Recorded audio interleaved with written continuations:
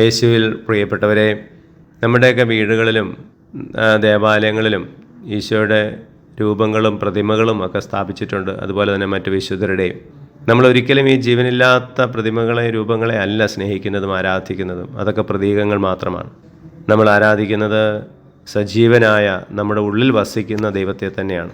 അനുദിനം വിശുദ്ധ കുർബാനയിലൂടെ നമ്മുടെ ജീവിതത്തിലേക്ക്, ഹൃദയത്തിലേക്ക് കടന്നു വരുന്നതും ജീവിക്കുന്ന ഈശോയുടെ ശരീരരക്തങ്ങൾ തന്നെയാണ്. കല്ലറയിങ്കൽ ഈശോയുടെ മൃതദേഹം അന്വേഷിച്ച് എന്ന ഭക്തസ്ത്രീകളോട് മാലാഖമാർ പറഞ്ഞത്, നിങ്ങൾ എന്തിനാണ് മരിച്ചവരുടെ ഇടയിൽ ഈശോയെ അന്വേഷിക്കുന്നത്? അവിടുന്ന് ഉത്ഥാനം ചെയ്തു, ജീവിക്കുന്നവരുടെ ഇടയിൽ അന്വേഷിക്കുക. ഇന്നത്തെ വചനം നമ്മളോട് പറയുന്നു, അവിടുന്ന് മരിച്ചവരുടെ അല്ല, ജീവിക്കുന്നവരുടെ ദൈവമാണ്. വിശുദ്ധ തോമസ് ശ്ലീഹ കാണാൻ ആഗ്രഹിച്ചതും ജീവിക്കുന്ന ഈശോയുടെ മുറിവുകളാണ്. നമ്മുടെ ചുറ്റിലുമുള്ള മുറിവേറ്റവരിൽ ഈശോയെ കാണാൻ നമുക്ക് സാധിക്കട്ടെ. മരിച്ചു പോയവരിലല്ല, ഇന്ന് ജീവിക്കുന്ന, വേദനയോടെ നൊമ്പരത്തോടെ ജീവിക്കുന്നവരിൽ ഈശോയെ കാണാൻ, അവിടുത്തെ ശുശ്രൂഷിക്കാൻ നമുക്ക് സാധിക്കട്ടെ. നാം മറ്റുള്ളവരെ വേദനിപ്പിക്കുമ്പോൾ ഈശോയെ തന്നെയാണ് വേദനിപ്പിക്കുന്നത്.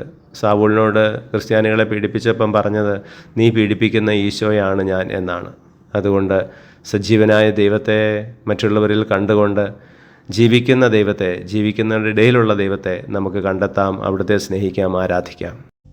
സ്നേഹനാഥനായ ഈശോയെ, ഞങ്ങളെ അനുഗ്രഹിക്കുമാറാകണമേ, ഇപ്പോഴും എപ്പോഴും എന്നേക്കും.